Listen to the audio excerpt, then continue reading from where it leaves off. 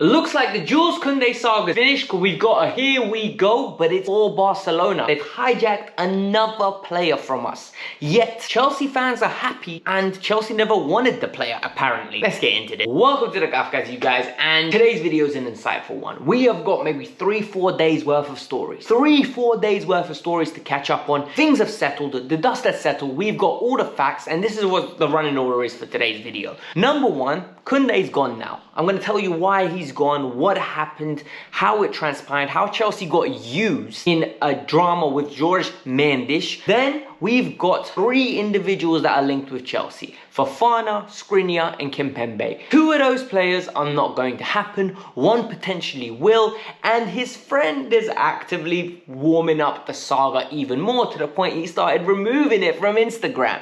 Story number 2 that we are going to be talking about is Timo Werner and his delusion. Timo Werner apparently is unhappy at Chelsea because he believes it deserves more chances. You absolute muppet. And story number 3 is Billy Gilmour's exclusion from the first team by sending him to the developmental squad raised a few eyebrows. Yes, raised a few eyebrows within the senior members in the team of Tuchel's decision. We will cover it, uncover it, color the story in and give you the full facts so you're up to date with your Chelsea news. Let's get on with this. Let's go. But I need to get the formalities out of the way. Number 1, hit the like button. We're aiming for 1,000 likes. It's good day. It's sunny out there. I want you lot supporting the cause because without you, this channel ain't getting pushed. Number 2, you clearly enjoy it if you made it this far. Subscribe to the channel if you're new. I give you guys the true, cold, hard facts that no other channel does.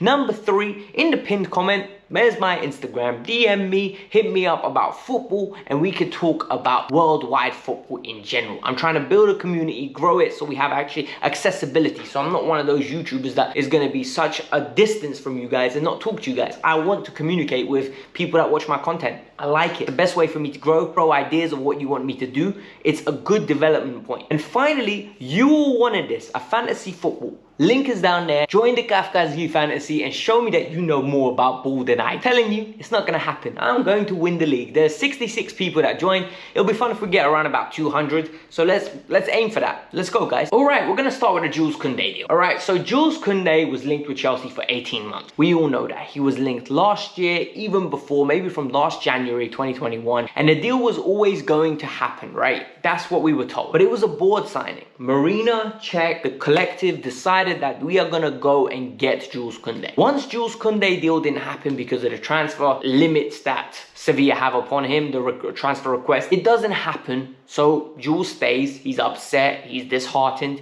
He does not feel appreciated that Chelsea didn't pay the money and that Sevilla didn't let him go. Then time goes on. Chelsea start this transfer window and all of a sudden it's Ake, it's Gabigol from Leipzig, then it's De Ligt from Bayern Munich, and all of a sudden Kounde is an afterthought. Yet, it warms up again. Chelsea want Kounde. Chelsea are actively chasing him. Well, the truth is coming out, and these are the reports, right? The reports are coming out that Chelsea never wanted him. Tuchel had issues about his height, and this is why we were never considering him. Tuchel didn't know whether he would have the physicality at 5'10" to go after this. I don't know whether this is Chelsea PR now to try to save face after they got punked by Barcelona again, who have no money, but somehow are acquiring a player with crazy wages and crazy transfer fee, yet they have no money. Makes no sense for me. It looks like Chelsea never wanted him, and the player was very upset, and this is what drove him to Barcelona. That Chelsea's interest was not as concrete as it was for everyone else. His people and he was seeing Chelsea want Nathan Ake, De Ligt, other players, yet Chelsea aren't avidly coming and putting the money down. We've missed out on the player. People are upset. But when we missed out on De Ligt, we got Koulibaly, and in my opinion, we got the better player in that situation that suits us better. Maybe we can react to this way. And the 3 players that we're linked with are, player number 1 is Skriniar. Skriniar is linked with Chelsea again. Skriniar would be fantastic. Skriniar, Thiago Silva, and Koulibaly is experience, versatility, accountability, leadership in all areas. All of them are competent on the ball. They're very good at coming out from the back, and more importantly, they're men's men. They are leaders. They are absolute alphas at the back. They are 3 captains in themselves. And this is what you need to build a successful team, a positive spine of the team. And that would be a good foundation. I still think Skriniar is going to either end up at PSG, and this is his agent trying to rally up a move, or he's going to end up staying at Inter Milan. I don't see Chelsea paying another £70 million for a defender of his age that would literally have an ascendancy right now of the one that Koulibaly's having, but at the same time come down at the same time as Koulibaly, so we'll have to replace two at the same time. I don't see. Presnel Kimpembe, Chelsea have been linked. PSG want around about 65 million euros for the player. Chelsea are willing to offer 50 million euros. Tuchel is pushing for this. Thiago Silva is pushing for this. People want to understand that they believe they can get the best out of this gentleman, like they did when they were playing in Paris together and Tuchel was managing. Kimpembe is a very good one-on-one defender. He is very good with a high line because he's got good raw attributes such as his pace, strength, and some would even say his reading of the game. I am not a firm believer in Kimpembe's abilities. I think he's a good player, but he has a lot of bozo moments. He has a lot of stupid moments where you're like, what are you doing, bro? So I wouldn't invest that money. But it's coming out that he wants to stay at PSG. No matter what happens, he wants to be there unless he's forced out. That doesn't look like it's going to happen. For me, Kimpembe stays at PSG. So this leaves us with another player, French international, and it's one that I believe, in my opinion, is better than Jules Kounde. He's better on the ball. He's more versatile, he's quick, he reads the game well. At the age of 19, him and Johnny Evans were absolutely cooking up the Premier League. There was so much hype around him. Yes, he suffered an injury, but Wesley Fofana. Wesley Fofana is a player that has been linked with Chelsea for a while now, and now it looks like Chelsea is set to finally go and make them. The move will cost around 80 to £5 million, but this is what they were asking for Ben Chilwell, and we got him for 50. So I don't know whether this bid is realistic or not, but there was a lot of drama regarding Fofana yesterday. So people, when you're in the eye of the media, you're not the only one that is spied on. Your friends are, your loved ones are, and everyone that represents you guys. And in this case, Fofana learned that the hard way. Fofana's boy puts up a picture of Wesley Fofana in a Chelsea kit when he was a little kid, and he puts up one that has been edited now and goes, "You've always looked good in blue." And this would send shockwaves down Chelsea. Rumors are that Chelsea are going to go and get him. And for me, I think we should. A couple hours later, he removed it because I assumed Fofana or Fofana's representatives told him, "Big man, remove that ASAP because you're causing problems here." Look, people are going to say Fofana's injured, right? And Fofana's been out for a consistent period of time. You can't be paying 70 million euros for him or 70 million pounds, whatever they want. My argument is very simple. My argument is actually explicitly simple. Why not? You buy a player like Fofana and he fixes you for 4 to 5 years. I'm not saying 10 years because there's no such thing as buying a player for 10 years. In 3 years, 4 years, you're going to start thinking, is he good enough for the next 2 to 3 to 4 years? Or do we have to replace him? That is longevity planning. And in the real world, getting him now could fix us problems for 4 to 5 years. What is the point going to get a stopgap player only to realize in 2 years' time you're going to have to replace him again? There isn't. So we need to be productive. We need to be proactive, and we need to be sufficient in the way that we approach signing players in the future. Because what we're doing now, and what I've learned from this summer, there's no plan. Vibes, Tuchel hasn't got a grip on it.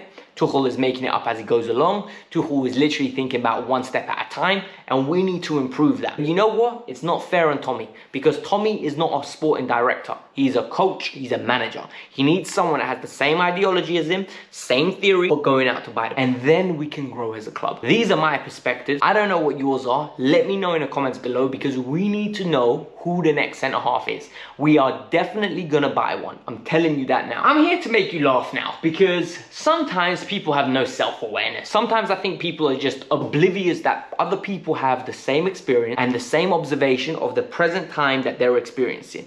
And in this case, it's Mr. Timo Werner. Apparently, Timo Werner is unhappy at Chelsea. My mate, I understand you could be unhappy. But apparently, he blames Thomas Tuchel for lack of support and lack of opportunities and lack of game time.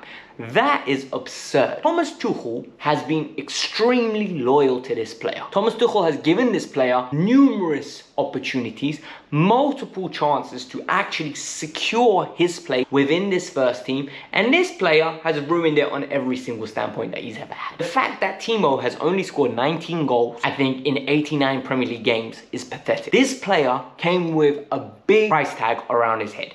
He came with a big reputation. Yet, the only team team he manages to score against is Southampton because they play at absurd high line. I'm sorry, it's ridiculous, it's embarrassing, you're better than that. I am not going to be having people get angry at Thomas Tuchel because we've got a bum bad-mouthing him. So the rumours are that he wants to leave, and Newcastle are interested. Christian Falk and Bayern is actively talking about this. Then we have the one and only Leipzig looking to buy him.